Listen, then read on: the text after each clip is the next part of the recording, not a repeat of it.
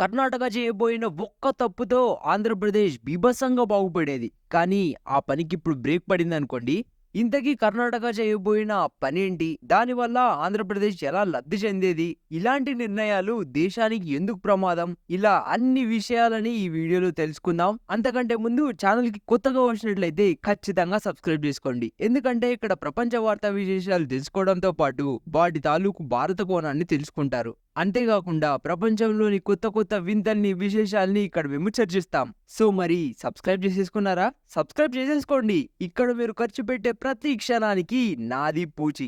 Already వీడియోలు చూస్తున్న వాళ్ళు చూసి సబ్స్క్రైబ్ చేసుకోవట్లేదు భయ్యా. సో ప్లీజ్ సబ్స్క్రైబ్ చేసుకోండి. నాకు కూడా కొంచెం ఎంకరేజింగ్ గా ఉంటది. ఒక పూర్తి కథనంలోకి వెళ్ళిపోతే కర్ణాటక ఒక కొత్త బిల్లు ప్రవేశపెట్టింది. ఆ బిల్లు దేని గురించి అంటే ప్రైవేట్ సెక్టార్ జాబ్స్ లో నేటివ్స్ కి అంటే కన్నడిగాస్ కి జాబ్ కోటా.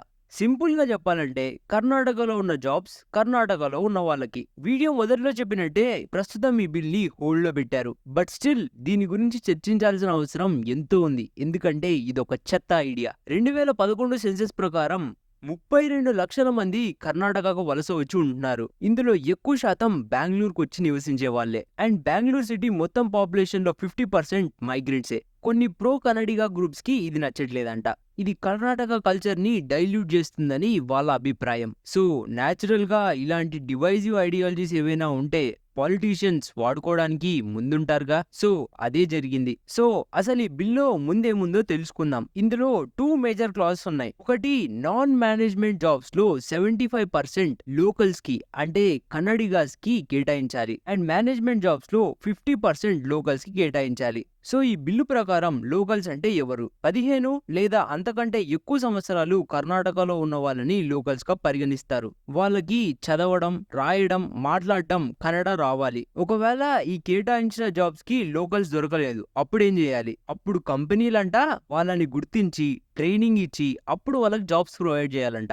మీరు చెప్పండి, అసలు ఏ ప్రైవేట్ కంపెనీ చేస్తుంది ఇలాగా? ఏ కంపెనీ అయినా సరే లాభాల కోసం పరిగెడుతుంది. ఎవడైతే బాగా పని చేయగలడో వాళ్ళని వెతికి మరీ పట్టుకుంటుంది. ఎవడో ఒకడు మైనారిటీ అనో లోకల్ క్యాండిడేట్లనో కంపెనీలు జాబ్స్ ఇవ్వవు.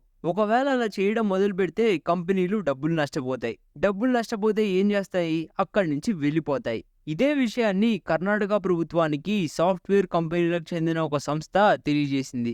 ఈ బిల్లును గమనించి ఆంధ్రప్రదేశ్ ప్రభుత్వం వెంటనే స్పందించింది. రండి బాబు రండి, ఇక్కడ మీకు ఎలాంటి కండిషన్స్ లేవు, మీకు కావాల్సిన కంపెనీలన్నీ పెట్టుకోండి అని ఆహ్వానించేసింది. కర్ణాటక ప్రభుత్వం వెంటనే వెనకంజ వేసింది, బిల్లుని హోల్డ్లో పెట్టింది.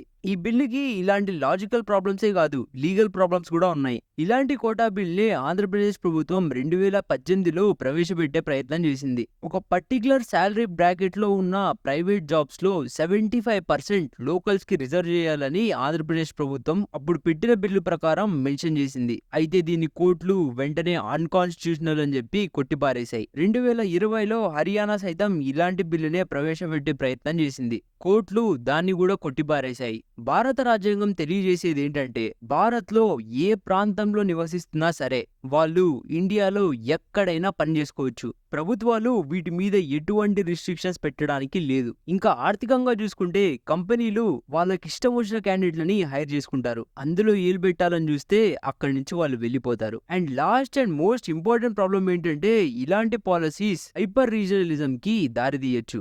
అవును, మనం ఖచ్చితంగా మన భాషని, మన సంస్కృతిని ఖచ్చితంగా కాపాడుకోవాలి. కానీ తోటి భారతీయుల్ని ఎక్స్క్లూడ్ చేసే ఇలాంటి పాలసీస్ ద్వారా కాదు.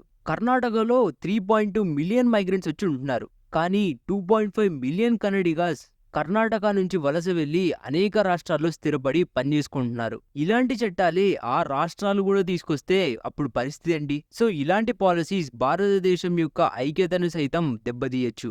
సో ఇలాంటి పాలసీస్ బదులు హెల్త్ అండ్ ఎడ్యుకేషన్ మీద, స్టూడెంట్స్ ని ఎంప్లాయబుల్ గా మార్చే ట్రైనింగ్ మీద ఫోకస్ చేస్తే ఖచ్చితంగా మార్పును చూడొచ్చు. సో ఇది ఈ వీడియో నచ్చితే ఖచ్చితంగా లైక్ చేయండి. కామెంట్ సెక్షన్ లో మీ అభిప్రాయాలను తెలియజేయండి. ఈ విషయాల్ని మీ ఫ్రెండ్స్ తో కూడా పంచుకోవాలనుకుంటే వీడియోని ఖచ్చితంగా షేర్ చేసి ఛానల్ ని సబ్స్క్రైబ్ చేసుకోవడం మర్చిపోకండి.